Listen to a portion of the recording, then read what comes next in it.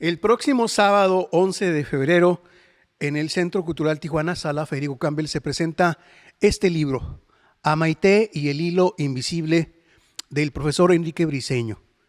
Voy a platicar con él porque seguramente nos va a contar la historia de este libro que tiene que ver con su vida personal, con la vida real de un hombre que estuvo a punto de morir en el invierno del 2020. Y esto está plasmado en este libro.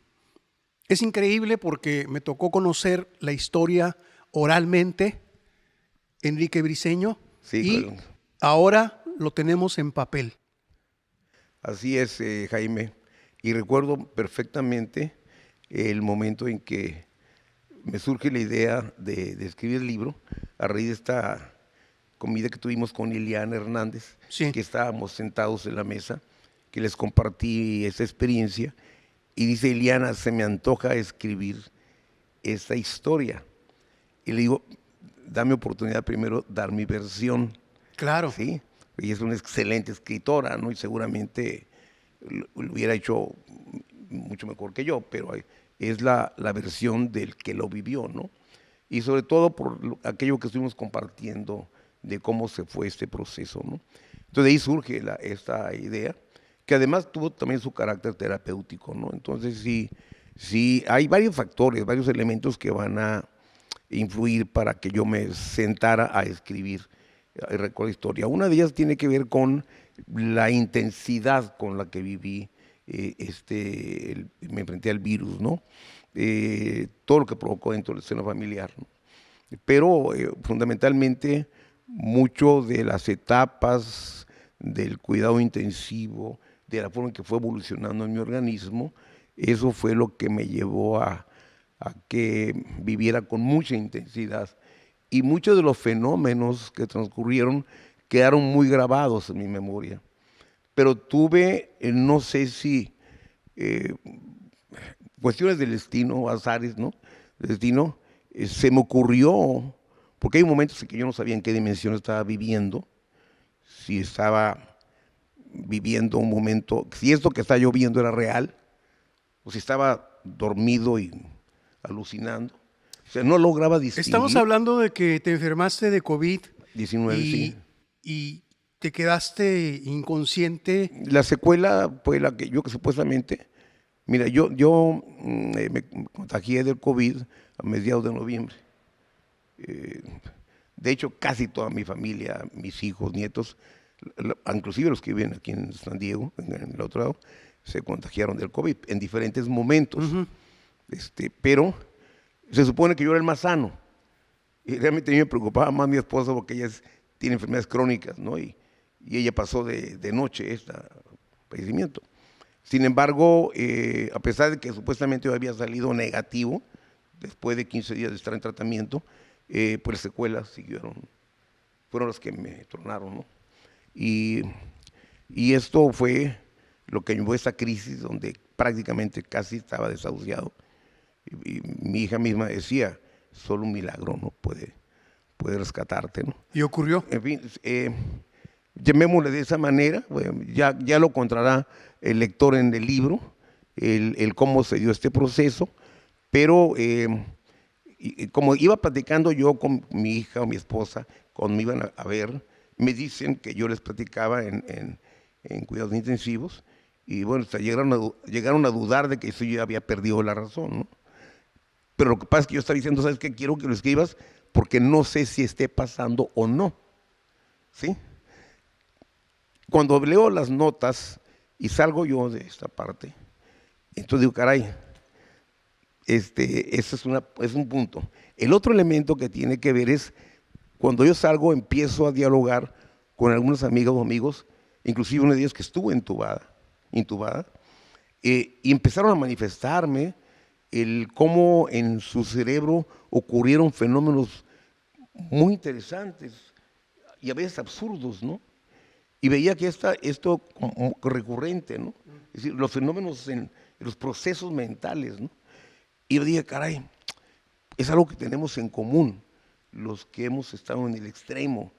Pero aparte también el hecho de que me encontré personas que habían perdido a algún familiar y no se explicaban sobre todo gente joven, ¿no? Cómo habían muerto, ¿no? ¿Qué lo llevó a la muerte? Querían saber cómo habían vivido esos momentos. Ese es otro factor también que va a influir mucho para que yo decida. El otro elemento es el hecho de que antes de que me pasara a mí esto, pues hubo muchas lecturas, ¿no? Hubo toda una experiencia previa cuando nos quedamos en casa, que decía, quédese en casa, ¿no? Y la dinámica familiar muy hermosa, en el caso nuestro, porque se dieron los dos polos, ¿no? Familias que salieron muy fortalecidas, como en el caso nuestro, que de por sí somos muy amorosos, y entonces esto potencialmente lo incrementó. Pero otras familias salieron con violencia intrafamiliar, o sea, divorcio, etcétera, ¿no? Pero también hubo embarazos, ¿no? En esas mismas etapas, y tuvimos de todo. Entonces hay una serie de experiencias que seguramente muchas familias lo vivieron, buenas o malas, y habría que compartirlo, ¿no?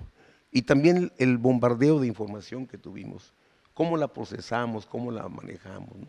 Mira, yo acabo de entrevistar hace una semana a dos jóvenes que tocan la marimba, son de Chiapas. Yo ya uno de ellos ya la conocía, me ponía a platicar porque de repente llegaba solo y jalaban con su marimba, ¿no? Sobre todo en época cuando dijeron ya vamos a la nueva normalidad, muchos músicos, muchos artistas, lo mismo ocurrió en teatro, en danza, etcétera, que se quedaron sin trabajo, ¿no? Y tú de repente veías a la banda de Sinaloa, banda sinaloense tocando en la calle para recoger algo, ¿no? Y esos jóvenes, por algunas circunstancias, empezaron a tocar enfrente de la casa. Y entonces pues siempre les daba una aportación, pero también invitamos a eso a los vecinos, ¿no? Yo comentaba con algunos amigos, oye, es gente que está sin trabajo, ¿no? Y empezaron a acercarse. Y les gustó el punto, ¿no? Porque siguen, después de 1 año y medio, 2 años, siguen yendo con cierta periodicidad, y uno de los puntos es se paran enfrente de la casa. Y bueno, ya siempre platicaba con ellos, pero se me ocurre entrevistarlos, ¿no? Y son dos jóvenes chapanecos que tienen 6 años, y ya platico con ellos. Pero como esas historias hay muchas que contar, ¿sí? Hace poco leí un ensayo de Daniel Salinas, precisamente sobre la pospandemia, y él decía, es increíble que en Titanic mueren 1.500 personas y se han hecho infinidad de documentales, programas, películas, etcétera, ¿sí? Y uno esperaría que de estas desgracias de la humanidad, pues también hubiera productos de otra naturaleza, en la literatura, en el arte, en la música, etcétera, ¿no? Y esto ya no lo hemos visto, ¿no? Obviamente eso no pretende convertirse en una obra literaria, ni pase a la historia, no, es una experiencia que se comparte. Y aquí lo que te digo es de que sí vale la pena compartirlo, porque además lo que a mí me preocupa es que no tengamos memoria histórica, Claro. que este fenómeno puede repetirse y que eso que nos indignó en este proceso, ¿sí? La extrema pobreza, la deficiencia en los servicios de salud pública, el cómo se desmanteló el servicio de salud pública, la escasez de medicamentos, la avaricia de muchos laboratorios, el encarecimiento de medicamentos. Entonces, todo esto, de repente se te estrella en el rostro, en que llegas a una pandemia en un mundo muy injusto, en un mundo donde en los últimos años la riqueza se ha concentrado cada vez en menos personas y se ha incrementado la pobreza. Entonces nos golpea cuando tienes un sector de la población, sobre todo en los países menos desarrollados, con escasas posibilidades de enfrentar un padecimiento. Yo soy un privilegiado, porque me doy cuenta soy un maestro jubilado. Mi esposa es una trabajadora jubilada del Seguro Social. Sí, somos una familia de alguna manera privilegiada comparada con aquellos que ni siquiera tuvieron oportunidad de salir de su casa y que murieron en casa. Claro. Entonces, hay que reflexionar sobre eso, ¿no? Y el libro también es un pretexto para el diálogo, ¿no? Para recuperar el valor de la vida y para voltear a vernos y dialogar sobre estos aspectos, ¿no? ¿Qué está pasando en el mundo? ¿Qué está ocurriendo? Es decir, la experiencia debe servirnos inclusive para voltear a ver cómo está el mundo y qué estamos haciendo para que sea mejor, ¿no? Fíjate que es muy interesante tu libro porque conocimos personas que murieron, principalmente Amigos, en el ámbito del teatro, pero en el mundo de la cultura. Conocimos a gente que se enfermó y sobrevivió, pero no sabía de alguien que sobrevive y escribe y nos da a conocer su experiencia. Yo creo que es un libro excepcional, incluso a nivel nacional, ¿eh? bueno, no lo sé todavía.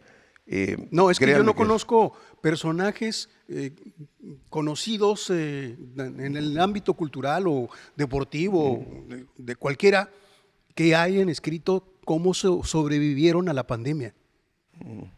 Porque tú estuviste varias veces a punto de morir. sí, así es. Sí, mira, este, yo había leído en dos ocasiones, en diferentes momentos, El hombre busca el sentido, de Víctor Frankl. Ujú, Después de que viví esa experiencia, cuando salí en 2020, yo salí el 31 de diciembre de 2020, que me dieron de alta para pasar año nuevo con mi familia, ujú. en silla de ruedas y con 20 kilos menos. Y empecé un trabajo de proceso de rehabilitación y seguí conectado. Luego, sí, tú te acuerdas que Y duré perdiste meses, muchísimos kilos. sí, 20 kilos, porque o respiraba o comía, ¿no? Y si no respiraba, pues me moría, ¿no? Punto. Así de sencillo, si no había más opción, ¿no? Y sobreviví gracias también a los cuidados en el hospital.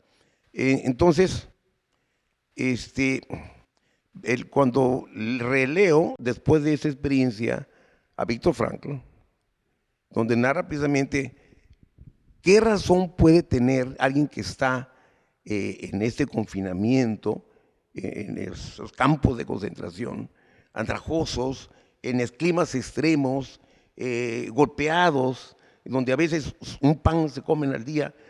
Es decir, ¿qué los hace mantenerse vivos? ¿Cuál es la razón? Y cuando llega a esa parte, Víctor Frank, que él mismo dice, esa es la clave. Por eso uno se aferra a la vida. Y aunque yo no estaba en un campo de concentración, sí se dio esta lucha de resistencia frente a la muerte. Y fue cuando dije, por esta razón me aferro. Y ahí está, lo estoy planteando en el libro. Este es el motivo por el que debo luchar, porque no me quiero morir. No en este momento, no en este momento, tal vez más adelante. Por eso me negué a morirme. Y fue una lucha intensa que trato de describir todos los momentos en que la viví. Y luego viene la parte mágica que tiene que ver con la portada. Pero eso no se lo platico para que el Claro. público, el lector, descubra. Muchos no se dan cuenta, pero es algo que parece un cometa. Pero en la parte de enfrente aparece un perfil de una bebé. ¿Sí? Cuando lean el libro van a ver por qué se llama a Maite, que es mi nieta, más pequeña, y el hilo invisible. Se presenta este sábado 11 de febrero en la sala Federico Campbell del Centro Cultural Tijuana a las 5 de la tarde. Así es. Y tienes comentaristas. Sí, van a comentarlo Juan José Luna, mi compañero, amigo y maestro. Estamos trabajando en un taller de novela en su escuela, San Blas. Y Leobardo Sarabia, quien es el editor del libro, ¿no? Tijuana Metro. Y bueno, y vamos a estar ahí. Los invitamos para que nos acompañen, nos dará mucho gusto. He estado hablando inclusive con mucha gente que estuve conviviendo, compartiendo parte de experiencia, exalumnos. Esa fue una experiencia bien bonita que ya te había compartido. Sí. Lamentablemente yo no pude, pues por cuestiones al revisar ya en el taller, porque yo me hubiera gustado incorporar algunas de las hermosísimas cartas que me enviaron, sin yo saberlo, porque eso fue una solicitud de mi hija, que me enviaran cartas. Pues yo las leí hasta que salí, 3 meses después de que salí, y me impactó lo que me decían, lo que es hermosísimo, ¿no? Claro. Entonces, dices, caray, qué valiosa es la vida, ¿sí? Pues hay que seguir chambeando, ¿no? La vida es buena. Así es como bien lo comparto contigo y con Liliana con frecuencia, ¿no? Gracias, Enrique. No, a ti, Jaime, gracias y nuevamente reiterar la invitación que nos acompaña. Gobierno de México.